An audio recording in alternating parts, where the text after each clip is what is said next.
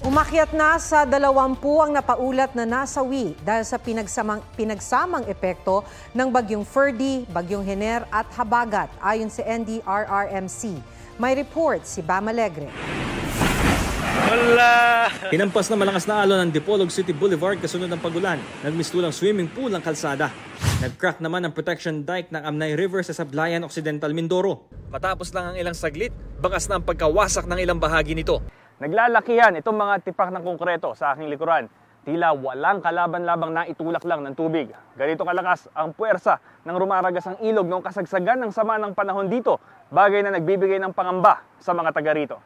Ang ilang residente, kusa ng lumikas. Nabalian sila ng katig. Na-rescue po namin. Nasagip ang dalawang sakay ng isang bangkang hinampas ng hangin at alon habang nasa laot sa Balabac, Palawan. Sa Rizal, Palawan, dead on the spot ang isang lolo at kanyang 6 na taong gulang na apo matapos mabagsakan ng puno ng niyog ang kanilang bahay. 3 kaanak nila ang kritikal. Bam Alegre nagbabalita para sa GMA Integrated News.